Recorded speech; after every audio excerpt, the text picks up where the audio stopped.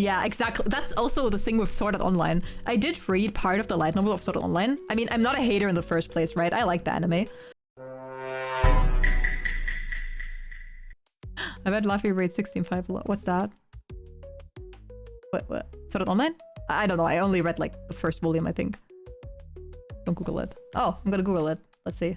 You imbecile! You've doomed us all! A Sword Art Online. Okay, because I got something from Kaguya somehow. Sword Art Online 16.5.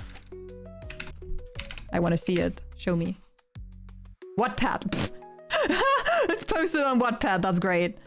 Asuna. Okay. Oh no. Wattpad, fuck off. I don't want to sign up. I don't want to sign up. Fuck. I hate websites that force you to sign up to use them. I want to read. There you go. Fanfiction.net. They would never force me to sign up. Let's go. Also, I have an account, so... Okay. Okay, I'm gonna read this. I'm gonna make it safe for work, you guys, okay? Are you ready? How long is it? It's not that long, okay. Are you ready? This is written by the original Sword Art Online author, okay? Let's go. Asuna plopped down, fully clothed on the sofa and glared defiantly at me. Kirito-kun, hurry up and put on your clothes. She said in an authoritative tone. This is gonna change the way I view Kirito and Asuna, isn't it? What? We're continuing? It would be stupid if we stopped here. I hurriedly complied. Opening the window indicated by Asuna, I toggled off the option buried deep within the menu.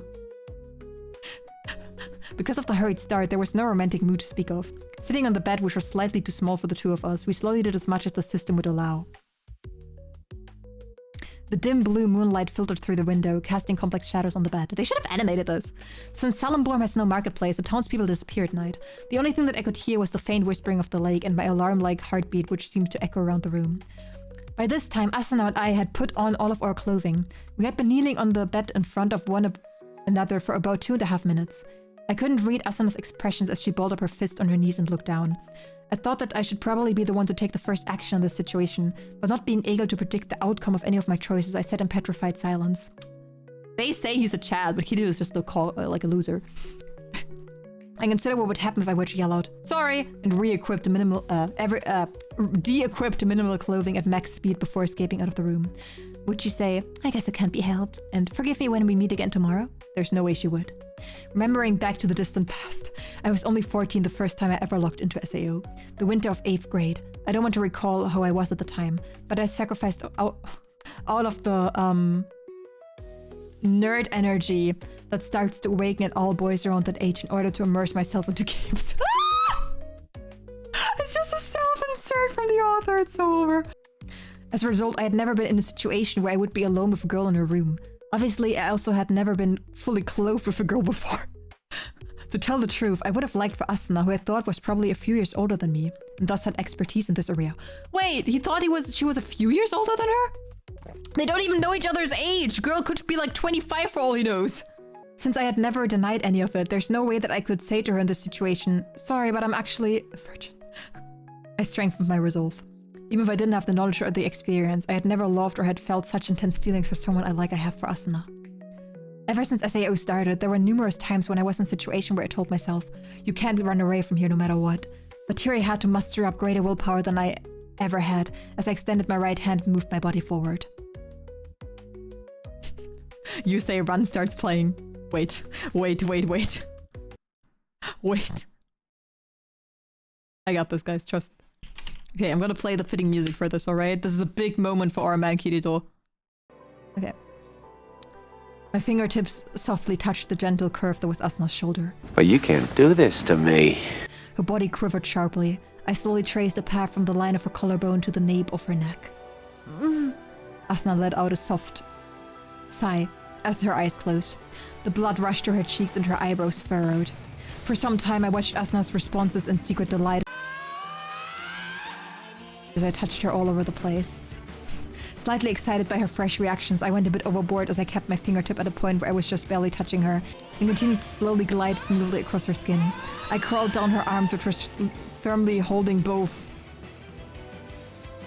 chickens, circled around her stomach and reversed directions up her arms again. Every time my fingers moved, Asuna's body would shake and a soft sigh would leak out. After caressing her entire body, I put my right hand's finger under her small chin and lifted her head up. With my left index finger, I diligently traced her wet, shining, cherry-colored lips. No, not just your finger. Please, I beg you! A softly blushing Asuna opened her eyes slightly and looked at me pleadingly. Kiss me. I silently moved my face closer. Asuna's lips parted slightly as if they could not wait any longer.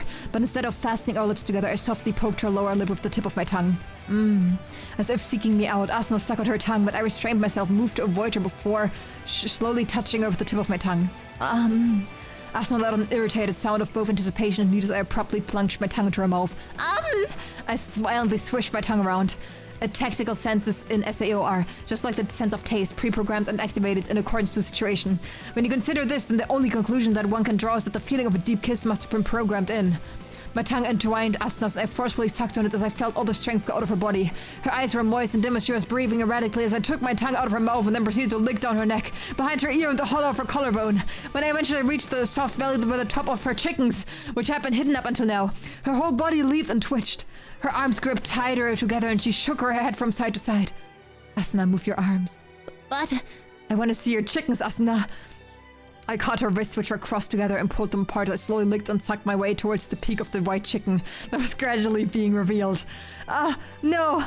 Asuna's arms finally at her side as her twin peaks were revealed to my eyes. The swells, which were usually hidden by the loose-fitting night clothing and breastplate, chicken plate, sorry, were bigger than I had imagined, full and protrudingly sharply forward. At their beaks were a pair of peaks, which were difficult to distinguish from the surrounding area. Standing inherently in a cone-shaped form, regrettably the entire room was currently bathed in the blue of the moonlight and... Asuna, turn on the light. What? No, don't! Having accepted the rejection of my request, I sucked her left chicken into my mouth. Ignoring the shrill voice that Asuna let out of the sudden attack, I chewed on the hard chicken with my lips as my tongue rolled around the stiff chicken tip. No! I firmly held Asuna's right hand and tried to push me away as she cried out, while her body convulsed and moved my left hand to the other chicken. I squeezed her beak between my fingers, then gently used the nail of my index finger to stimulate the tip of her chicken. As I tortured both chickens, Asuna's convulsion and sweet cries rose in intensity. Going a bit overboard, I bit down on the protruding object in my mouth and somewhat violently began to chew on it, while at the same time the thumb and index of my left finger painfully twisted the other chicken. No way! Asuna's body suddenly stiffened. Her arms, which now encircled the back of my head, tightened their grip. No, with just my breast, I'm... Come. She was unable to speak after that. Letting out a hoarse...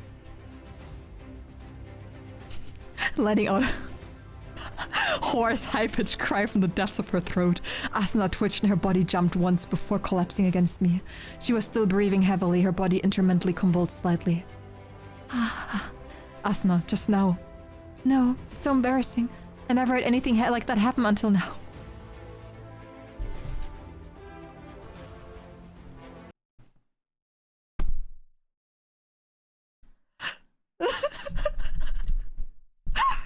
Nikki!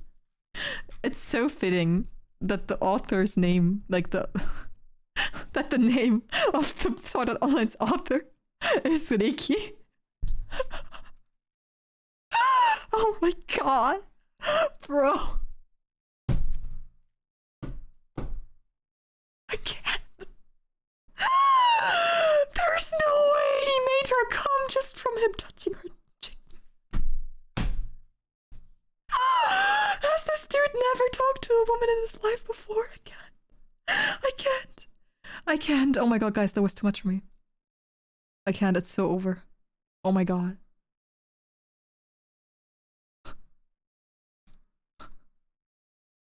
Guys, I'm gonna spare you the rest, but it is not getting better.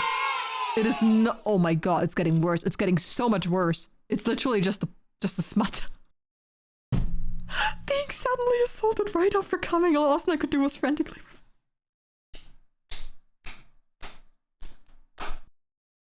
You know what, I take back everything that I said about the Sword Art Online author. He is